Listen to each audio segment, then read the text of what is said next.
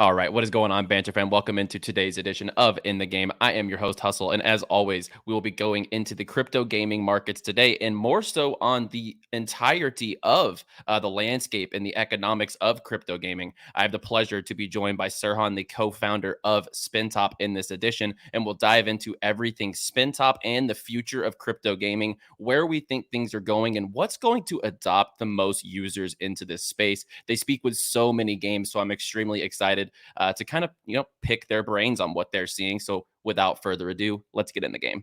T-minus 15 seconds. Guidance is internal. 12, 11, 10, 9. Ignition sequence start. 6, 5, 4, 3, 2, 1. If you ain't here to hustle, why is you here? But if you here to hustle, the moon is near. It's crypto Banter, not financial advice. If you don't listen, what's the cost, what's the price? This ain't a game, put you on game. I know you gon' play, but ain't a percent. If you ain't here to hustle, why is you here? But if you here to hustle, the moon is near.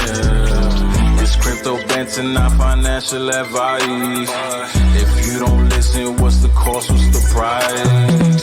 This ain't a game, put you on game. I know we gon' play, but ain't here to play. If you get lost, show you the way. All right, and let's dive right into it. And I want to bring on Serhan immediately. And once again, the co-founder of Spintop. And we'll go ahead and dive into everything crypto gaming and everything regarding Spintop. How's your evening going, my friend? Oh, hey, Hustle. Hey, everyone. Evening is going pretty well. Very tiring day, but just like in every other crypto day. But it is going pretty well. Like a lot of fun, I would say. Thanks for having me. Absolutely. Yeah. When your head's deep in the sand in the Web3 space, whatever it is, it's always, you lose track of time, you lose track of meals. I'm 100% there with you sometimes. So I see that for sure. And, just to start off the show, for people that don't know, can you just give a brief rundown of exactly what Spintop is? And obviously, you're the co-founder. So when did Spintop come into fruition? When did the idea pop up? Just kind of give us a brief overview, and we'll dive more in as the show goes on. Of course. In Spintop, we're building a blockchain gaming platform. Like you can think about it as, like the Web2 platforms such as, like Steam, all the other ones, but designed specifically for blockchain games. Like we managed to do this with 5 different tools that we have, which we'll be talking about through the show, I guess. We've been gamers throughout all our lives. I mean, like back in the day, before there was even, a real LAN connections, we used to draw cables from houses to houses to play these games multiplayer. So like we've been big gamers all our lives, and we've all been in IT, like we've done a lot of in real life businesses. And then we had an inspiration, actually. One of our friends entered the space with a like really nice launchpad. They are your sponsor as well, I believe. Some of our team members, they've been in crypto since 2013, trading Bitcoins for several different reasons, I would say. So now, we're deep dived into it. So this is how it started, I guess. That's awesome. And it comes from the uprooting of gaming, which I think is what leads a lot of the most brilliant minds in the space to the space, right? You spent a lot of times in games, whatever it was, whatever console, whatever genre, everyone has their niche. I was so big into first person shooters. So that's what led me here. Also, I got into Bitcoin for reasons that didn't involve investment purposes at first. So no, I'm right there with you.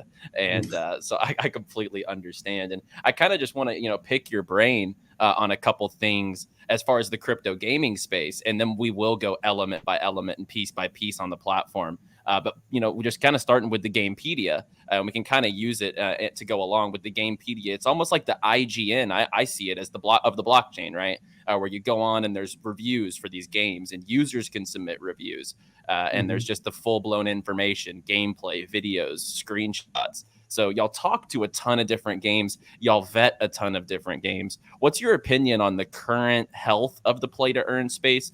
And what do you think maybe needs to change and progress in the economics of these games to make it more appealing to a Web 2 gamer? Yeah, I mean, just like in every other emerging markets, like this is just at the beginning, actually, like this whole blockchain gaming scene. So a lot of mistakes have been made so far, still being made, and a lot of people are learning from them as well.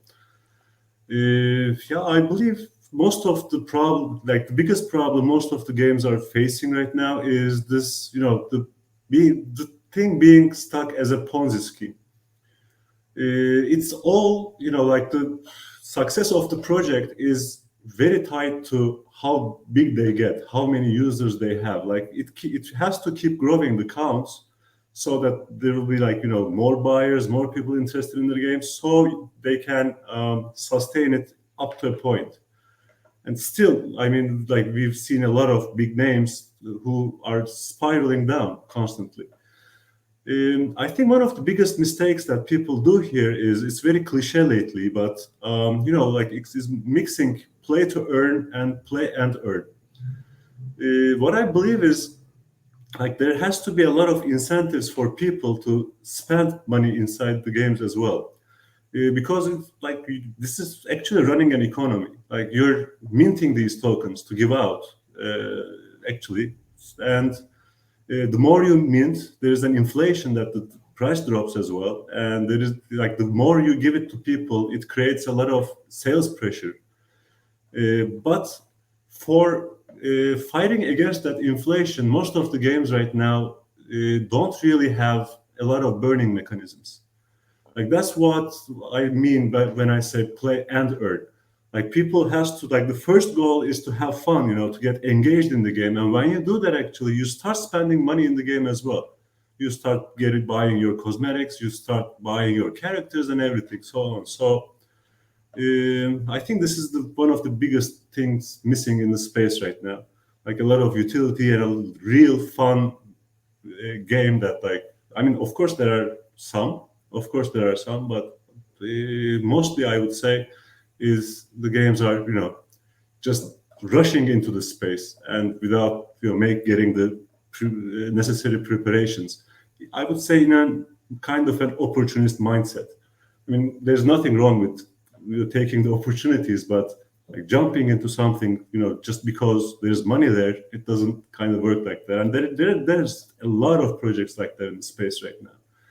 But I mean, it's only emerging, like as I just said. So I see the real use here, the real utility, like what it can change, like the whole gaming industry, like all these NFTs, that like you grind the games for hours, hundreds of hours, thousands of hours, and once you're out of the game, that's done. Like whatever within the ecosystem of the game stays in the ecosystem. So, but now like it's actually an open economy. You can take it out. You can.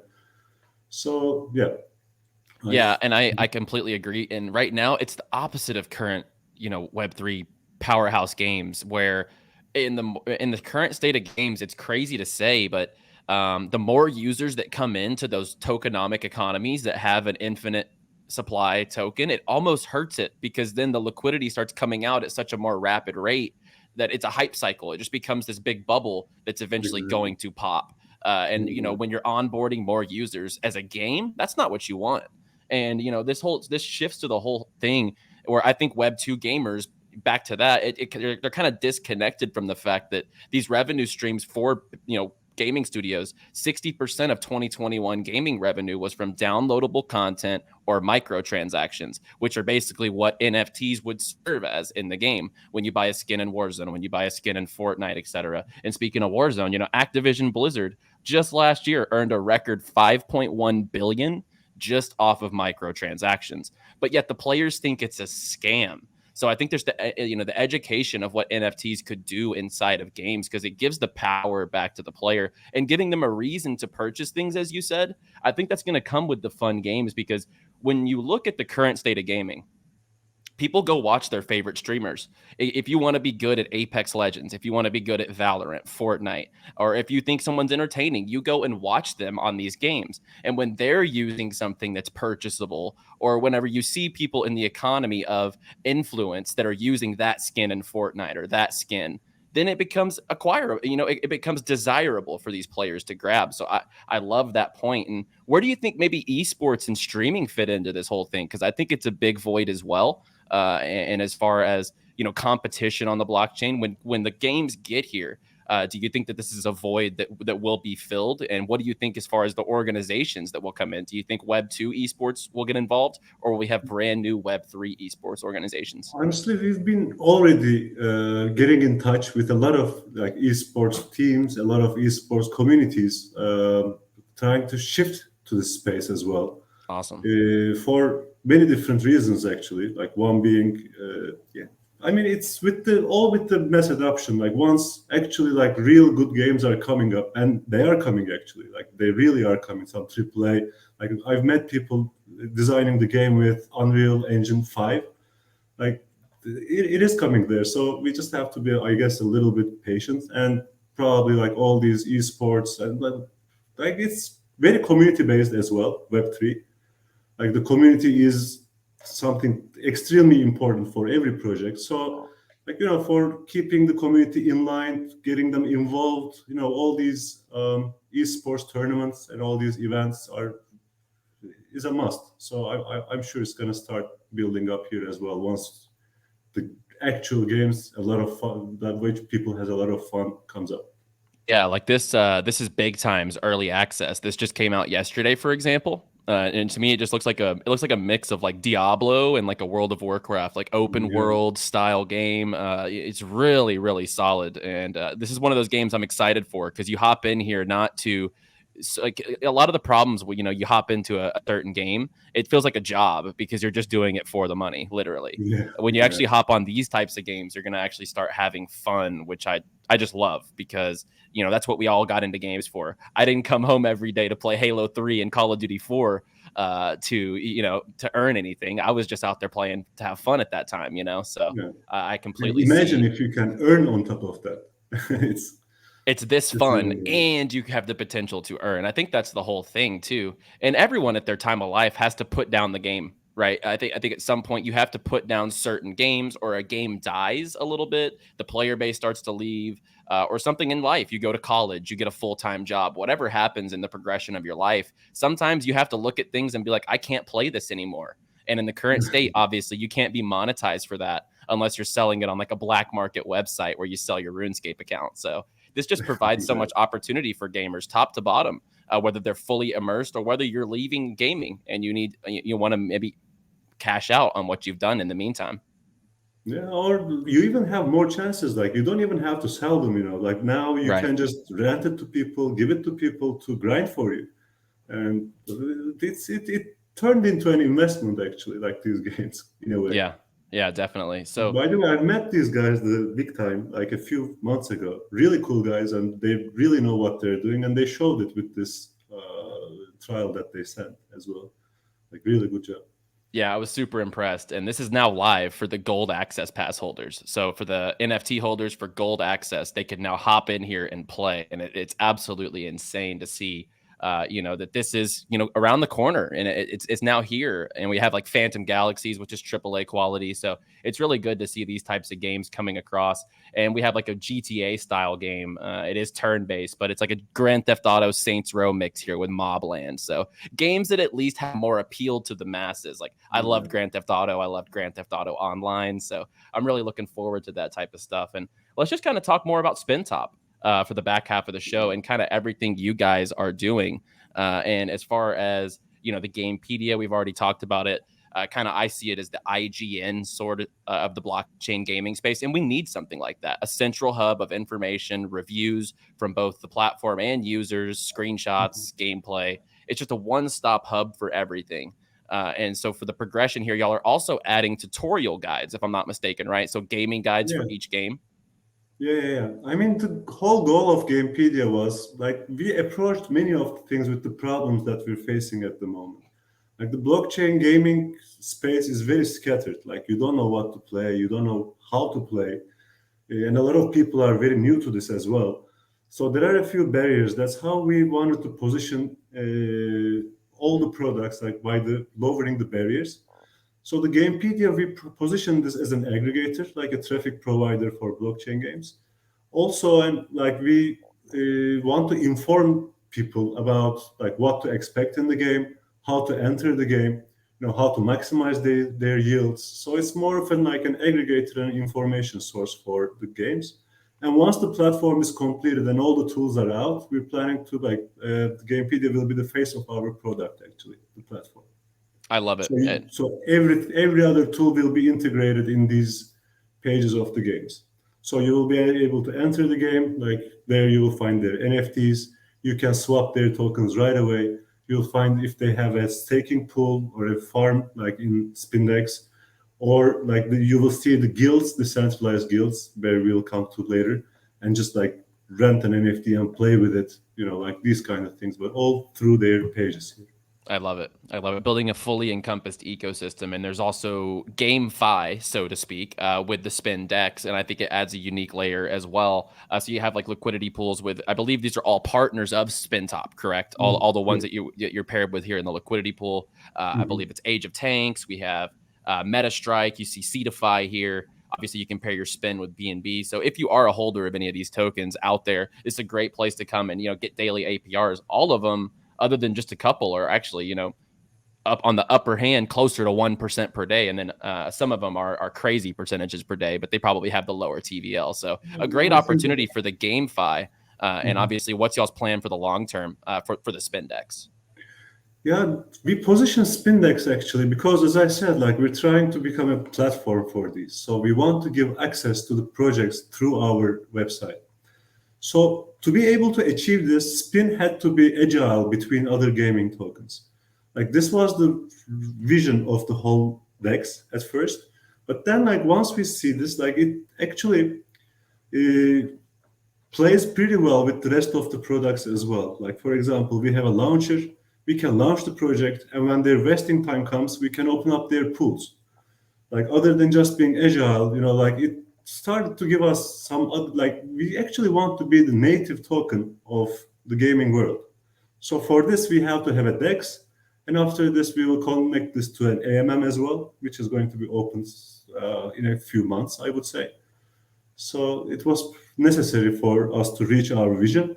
But once we started to get into that, we started seeing other benefits as well, such as how I told you about the IDO vestings. Yeah, so that's how we position the Spindex.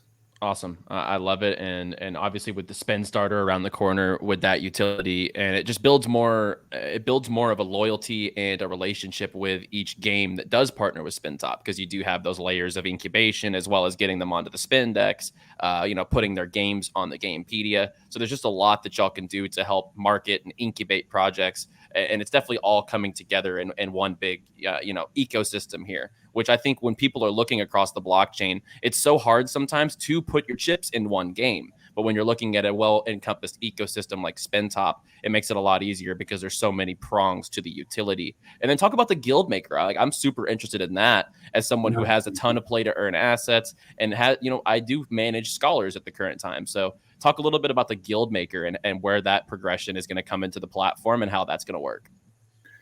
I mean, for the very moment, the guild scene is a little bit too centralized in our point of view. When you're talking about decentralized, you shouldn't be talking about switching CVs. You shouldn't be talking about giving out passwords and the ownership of the NFTs. It shouldn't really be dependent on the human trust, honestly. So we have an approach to this. So rather than being a guild ourselves, we decided to give tools to the community so they can open up their own guilds or sponsor to the existing ones very permissionlessly. So how this works is, let's say you have 10 different NFTs, which you don't have the time to play with all of them. So here, you can just come, you can see a guild that works for you. You can sponsor your NFT to these guilds. And how we do here is, in the current ERC protocol, there's only the owner parameter that can be changed. And once you change it, you have to give all the rights to the person that, whoever is the owner of the NFT holds every right.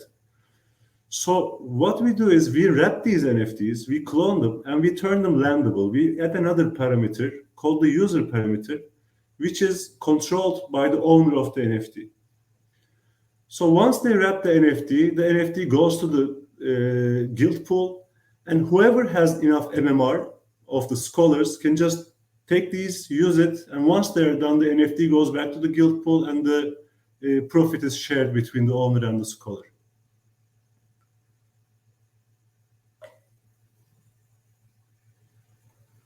Are we here?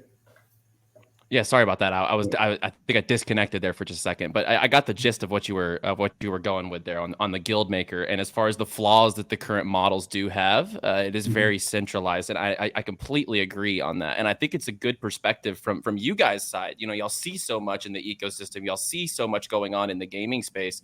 And I think that the guild models now, it's not talked about enough how the model is a little bit flawed. On the aspect of the centralized versus decentralized nature of it, and just how much is going to scholars versus the guild itself.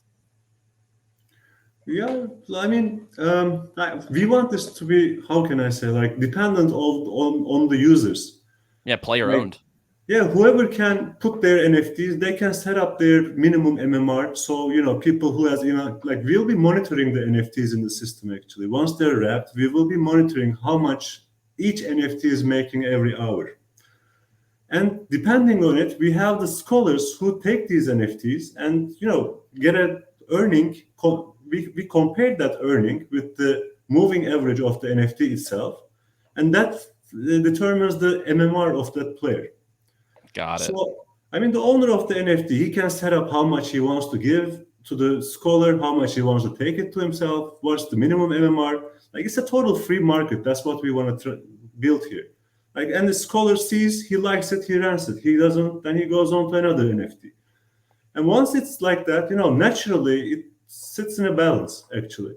No, I love that. And just the fact of, you know, you're not joining a DAO and just putting your asset in for whatever their terms are. It's completely player dictated, which I think is the way that things should be going, in a way to shift that model from centralized to decentralized. And then kind of just, you know, the NFT marketplace, I think, is pretty straightforward, right? This will just be an NFT marketplace. Will this integrate the games that Spintop partners with?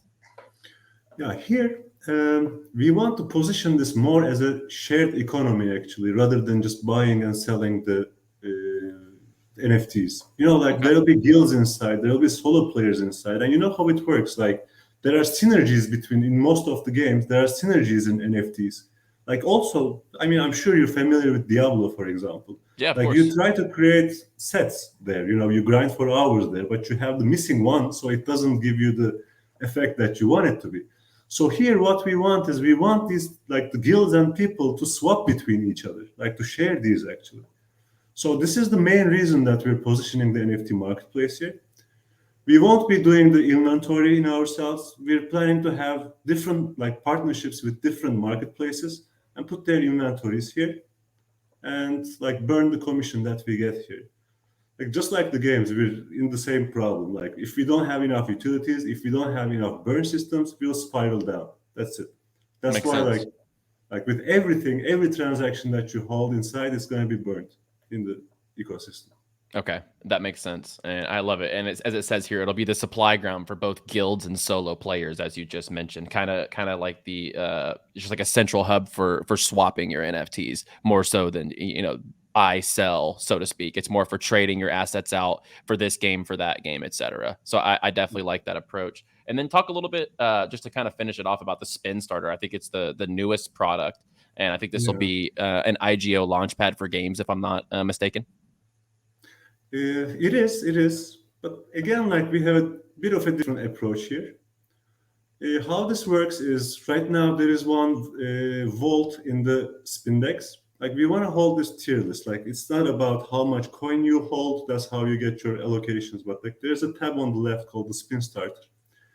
Right now it's only one pool here. That in periods of 10 days, like there are no lockups, nothing. Like we really believe in free market. So it's about the total amount of staked within that 10 days and what you contribute here to that pool. So if you stay for 10 days, you will get regarding, the amount that you supply. Like this is the first version of it, but what we want to tie here is like we want to change the narrative to you get your allocations depending on the supply you do to the gaming world. So we will be tying all the farms, all the pools to this point, and if you want to get an allocation, you only have to click a button, and that's how it will be counted. So we can distribute people who wants allocations and who doesn't. So just to ask, so basically instead of the current model where most launchpads you have to stake X amount of tokens to receive or guaranteed allocation, this will basically be dictated by the amount that you contribute through the pool. Is that what I've heard? Exactly. So if there's a just a throwing out an easy number, $100,000 in and you put $3,000, you get 3% of that allocated pool. Yep. Okay. Exactly. Yeah. No, that's a really good model, and I think it disrupts the current model. We want to put it as just as I said, like supplying to the Gamify ecosystem. Yeah. So, like if you're in farms, you actually do a benefit to the projects, our project as well, and other gaming projects as well. So we'll be tying up all the pools, as I said, to this. And yeah, it's been pretty well so far. Let's see. We're very new, by the way, in this. Yeah, no, this is amazing though, and every bit of utility from each piece plays into another role of the ecosystem, and that's how you really create a deep and intertwined ecosystem. So I've really loved just the kind of the in-depth nature of hearing about each aspect, and what I love is y'all are kind of lowering the barrier, so to speak, in order to get access to some of this stuff with the Spindex, with the Spinstarter.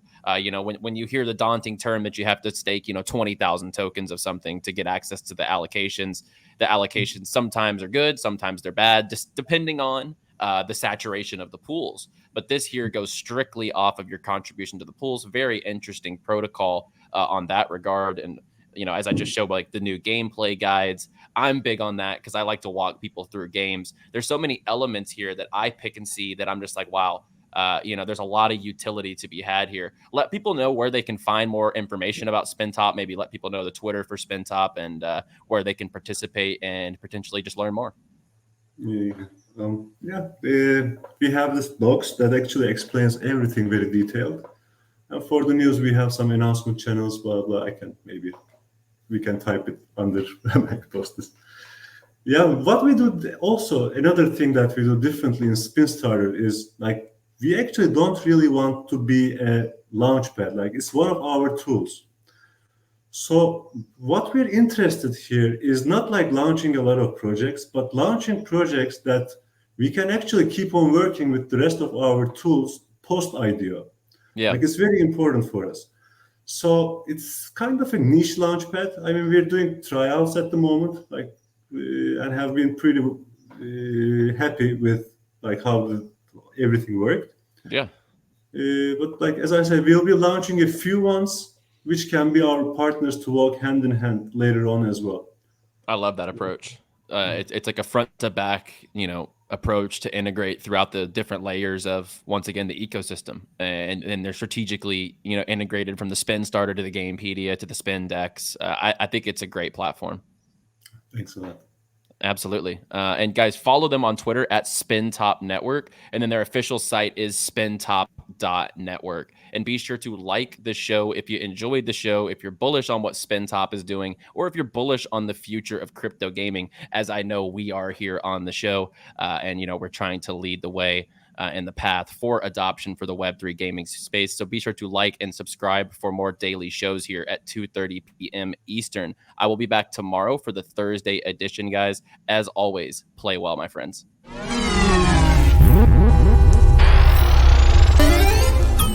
Yeah.